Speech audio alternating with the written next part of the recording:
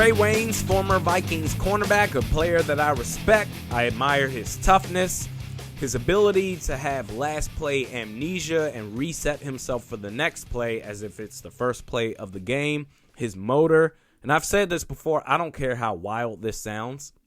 Trae Waynes is one of the toughest football players that I've seen put on a Vikings uniform. I didn't say most talented, but one of the toughest football players because quarterbacks would always pick on him. He would get in his own way at times, not turn his head around for the football, draw stupid penalties. But after a while, Trae Waynes, he'll make a game-changing play. I've always liked his game. And then he signed with the Cincinnati Bengals in 2020, and unfortunately, he missed the entire season due to a torn pec. Tough break for the fans, tough break for Trae Waynes. But I said, all right, week 1, Vikings versus Bengals. This is the Trae Waynes revenge game. And already reported out, he's not going to play this Sunday against Minnesota.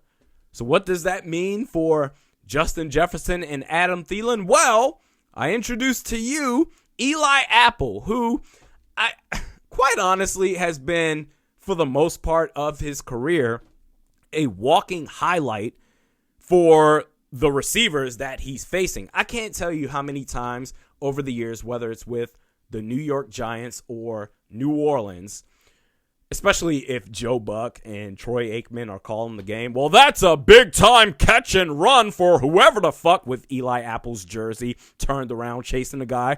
That's a first down and more for this offense. Eli Apple, last year with the Carolina Panthers, no starts, but he did play in 2 games. In those 2 games, he gave up 3 completions on 3 targets, whatever.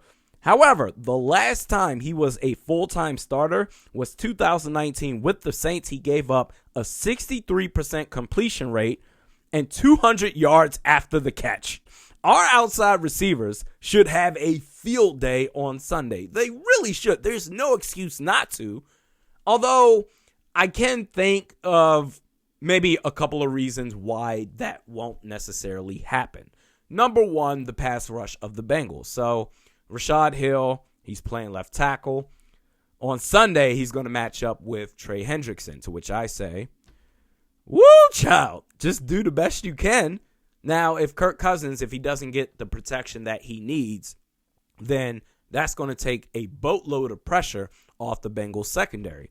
The number 2 reason I can think of is our own fault. Mike Zimmer and Clint Kubiak. Listen, I understand what I'm doing right now is setting myself up to look like an idiot if the Vikings lose. But it's not about that. Any given Sunday, anything can happen. I understand that.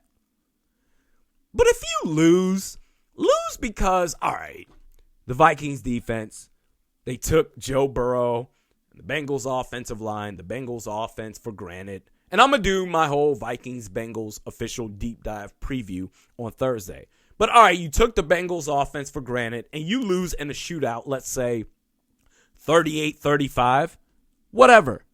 But if you lose like 13-10 because you're trying to establish the run and you forfeit your final possession in the first half for no fucking reason at all, then oh my God, Mike Zimmer, stay in Cincinnati. I'm sure they'll welcome you back with open arms. There's no excuse. Bro, Kirk Cousins should throw for no less than 450 yards and 3 touchdowns. That's all I'm going to say. Eli Apple, really? Bro, y'all better go off. Next video is Wednesday. We'll see you then.